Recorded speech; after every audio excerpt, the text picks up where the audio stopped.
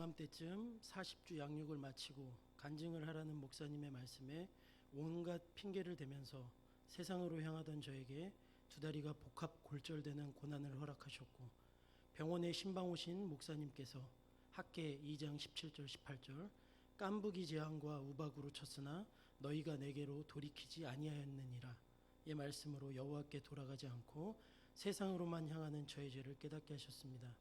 또한 학계 2장 19절 그러나 오늘부터는 내가 너희에게 복을 주리라 는 말씀으로 세상과 강제로 단절된 지금이 축복이라고 말씀하시니 병상에 누워서야만 100% 내 죄를 인정하며 회개하고 감사했었습니다. 퇴원 후에 주제 파악을 잘하고 겸손히 낮아지라는 목장의 처방에 따라 물리치료를 받으면서 아르바이트로 태권도장의 운행일을 하게 되었습니다. 그리고 하나님이 태권도장에 보내신 것도 반드시 이유가 있을 것이라고 생각하며 하나님을 알지 못하는 많은 학생들의 영혼 구원에 관심을 가져보자라고 생각했었습니다.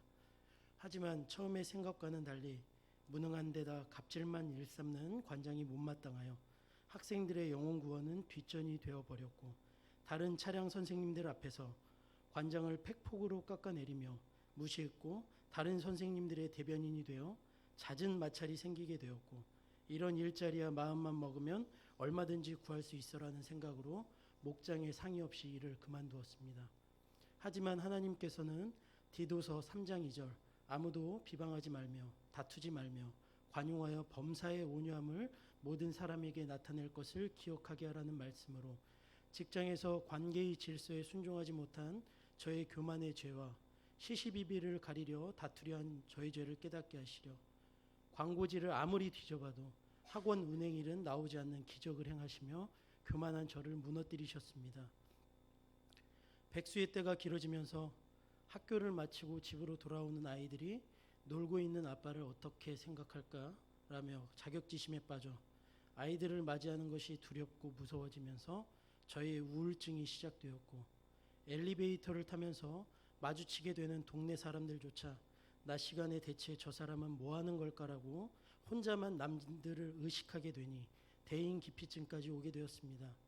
우울증과 대인기피증, 불면증까지 시달리니 큐티도 점점 멀리하면서 남들과 가족이 모두 잠든 새벽에 아파트 계단에서 담배를 필 때면 밑으로 보이는 바닥이 푹신해 보이며 자살 충동을 느낄 때가 많아졌고, 목장의 모든 것을 오픈하니 목장에서 깊은 치유를 해주셨고, 큐티도 안 된다고 말했을 때 저에게 정죄가 아닌 붙어만 계시라는 처방만 해주셨기에 목자임에도 불구하고 목원들을 힘들게 하며 붙어만 있었습니다.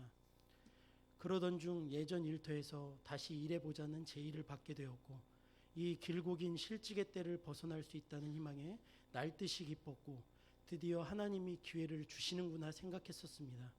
하지만 교회에서 그동안 배운 말씀과 양육이 있었기에 혼자 결정을 하지 않고 하나님께 묻고자 큐티 책을 폈는데 놀라움과 충격의 연속이었습니다.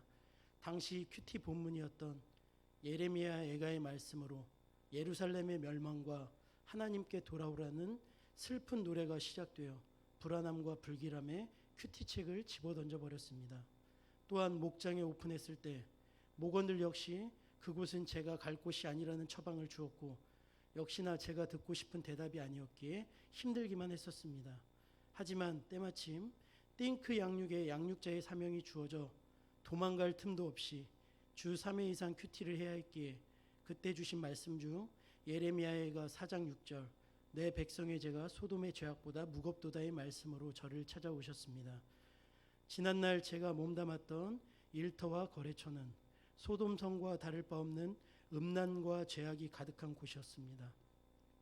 하지만 그 죄악된 환경이 즐겁게만 느껴진 것을 보면 저는 소돔보다 더 악한 죄인이었습니다. 당시에 저는 접대를 핑계로 룸빵을 드나들며 음란을 행했었지만 죄책감보다는 어쩔 수 없다는 핑계와 합리화로 일관했으며, 하나님의 은혜로 많은 돈을 벌었음에도 그 돈을 술값과 대리비로는 아낌없이 쓰면서 마땅히 하나님께 드려야 할 11조와 헌금을 감추고 도적질했었습니다. 하지만 그곳에 계속 있으면 죄악 가운데 멸망으로 죽을 수밖에 없음을 하나님은 아셨기에 저로 하여금 말씀이 들리는 은혜를 주셨고 내 죄를 깨닫고 회개하여 그곳을 빠져나올 수 있도록 은혜를 주신 것입니다. 그럼에도 저는 이 실직의 고난을 끝낼 수 있고 다시 예전처럼 많은 돈을 벌 수 있다는 유혹이 찾아오자 멸망의 도성인 소돔 땅에 또다시 발을 들이려 했습니다. 하지만 저에게는 흔들리는 저를 잡아줄 말씀과 공동체가 있었기에 다시 예전 일터로 돌아오라는 유혹에 크게 흔들리긴 했지만 결국 그 유혹을 뿌리칠 수 있었습니다. 특별히 예레미야가 4장 17절 눈이 상할 정도로 간절히 물질만을 바라보는 저의 물질 우상의 죄와 이제는 하나님을 속일 수 없음을 깨닫게 하셨기에 깨달은 말씀의 적용으로 거래처의 제안에 죄 많은 나로 인해 수고하셨다고 말하였고 제안은 고맙지만 저 때문에 망할 수도 있습니다 라고 정중히 거절할 수 있었습니다.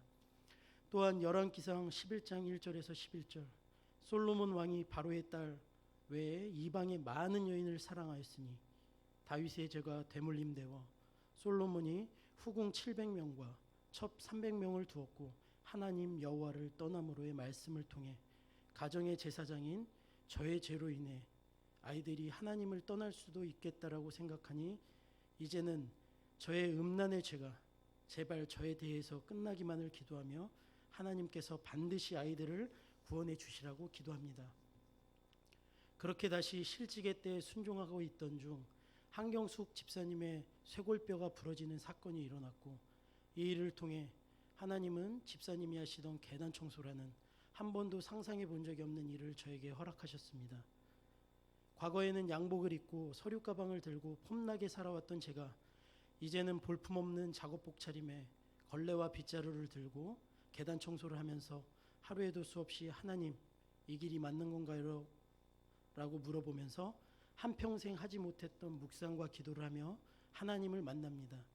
주님은 죄의 종노릇하던 저를 구원하시기 위해 멸망의 땅에서 출애굽시키셨고 지금 제가 있어야 할 계단 청소의 자리가 제가 통과해야 할 광야의 길이며 제가 져야 할 가장 가벼운 나무 십자가임을 깨닫게 하셨습니다.